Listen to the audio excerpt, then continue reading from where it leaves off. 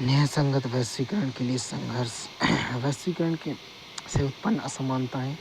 वैश्वीकरण ने मुख्य रूप से शिक्षित, कुशल, धनी व्यक्तियों को लाभान्वित किया है, जबकि आबादी का एक महत्वपूर्ण हिस्सा इसके लाभों से वंचित रहा है। न्यायसंगत वैश्वीकरण का दृष्टिकोण। न्यायसंगत वैश्वीकरण में सभी के लिए अवसरों का विस्तार होना चाहिए, लाभों का अधिक न्यायसंगत वितरण सुनिश्चित होना चाहिए। सरकार की भूमिका क्या है? न्यायसंगत वैश्वीकरण को बढ़ावा देने में सरकार की महत्वपूर्ण भूमिका होती है। श्रमिकों के अधिकारों के संरक्षण के लिए श्रम कानूनों का प्रभावी कार्यान्वयन सुनिश्चित करना, लघु उत्पादकों की क्षमताएं बढ़ाने के लिए अब तक उन्हें सहायता प्रदान करना जब तक वे प्रतिस्पर्धा करने के लिए सक्षम ना हो जाएं, घरेलू हितों के संरक्षण के लिए यदि आवश्यक हो तो व्यापार और निवेश बाधाओं को लागू करना, विश्व व्यापार संगठन WTO जैसे वैश्विक मंचों पर विकसित देशों के आधिपत्य को चुनौती देने के लिए संभवतः अन्य विकासशील देशों के साथ मिलकर निष्पक्ष नियमों का समर्थन करना। जनप्रतिनिधित्व। हाल के वर्षों में जन संगठनों के सामूहिक कार्यवाही और प्रतिनिधित्व ने WTO के व्यापार और निवेश से संबंधित महत्वपूर्ण निर्णयों को प्रभावित किया है। यह न्यायसंगत वैश्वीकरण की दिशा में आगे बढ़ने में जनता की महत्वपूर्ण भूमिका को दर्शाता है। सुधारकालीन अर्थव्यवस्था। एक समीक्षा।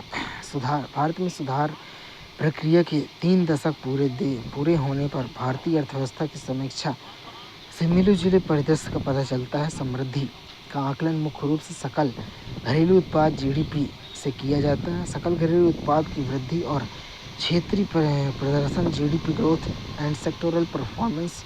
वर्ष 1991 के बाद भारत में सकल घरेलू उत्पाद की वृद्धि दर में उल्लेखनीय बढ़ोतरी देखी गई है, जो वर्ष 1980 से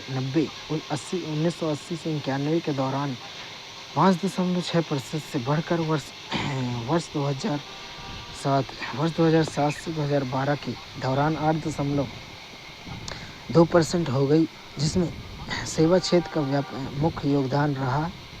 हालांकि कृषि क्षेत्र की वृद्धि में गिरावट देखी गई, जबकि औद्योगिक क्षेत्र में उतार चढ़ाव देखा गया। वर्ष 2012-15 के दौरान सभी क्षेत्रों में वृद्धि दर में गिरावट के बावजूद सेवा क्षेत्र लगातार फलता फूलता रहा और वर्ष 2014-15 में इसकी वृद्धि दर 9.8% रही।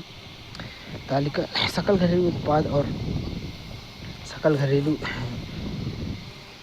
घरेलू उत्पाद और प्रमुख क्षेत्रों की समृद्धि दरें प्रतिशत में। कृषि क्षेत्र 1980-91 में 3.6% और 14% -0.2%। उद्योग 7.1% प्रतिशत में समृद्धि दर 7.1%।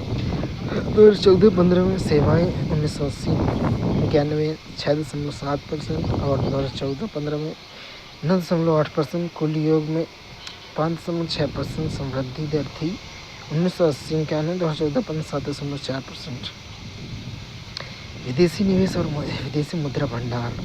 पिछले 10 वर्षों में भारत में FDI प्रवाह नीचे की दी गई तालिका पिछले दशक में भारत में FDI प्रवाह को दर्शाती है, जिसका डेटा अंकटाड से लिया गया है।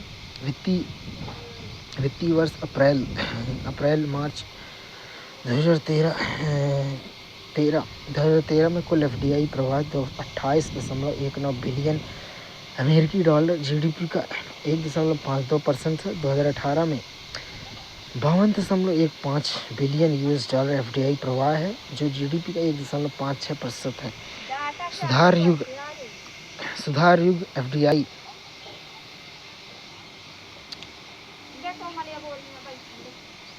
हाँ कर दाऊँ डाटा चालू। सुधार युग में FDI और विदेशी मुद्रा भंडार में उल्लेखनीय वृद्धि हुई है। FDI और विदेशी संस्थागत निवेश FII वर्ष 1990-91 में लगभग 100 मिलियन अमेरिकी डॉलर से बढ़कर 2017-18 में 30 बिलियन अमेरिकी डॉलर हो गया। कंप्लेन हो गई है वापस अब। हाँ, ऐप में आ गया था मैसेज तो कर दिया हूँ। ठीक,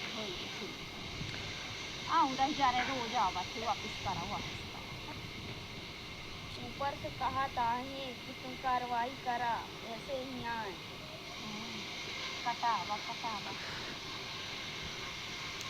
हाँ, ये बिल्डिंग से देखे रहा कचरा फिर के में कि है, तो फिर बताया वही झाड़ू वाले का। वो कई सी ने पहले झाड़ू वाले को बताया, फिर सीएम हेल्पलाइन में कराया।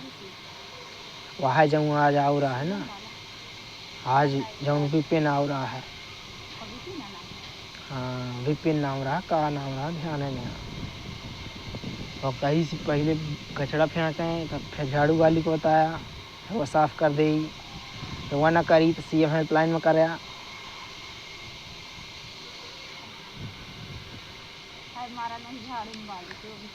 हाँ, आई मीरन के ने हाँ दूसरे के घर में कचरा फेंका थे। अब वो कई नाली ही तो वो कई नहीं फेंक है, वहाँ कई गलती से चले जाती तो वो गोली मार दे।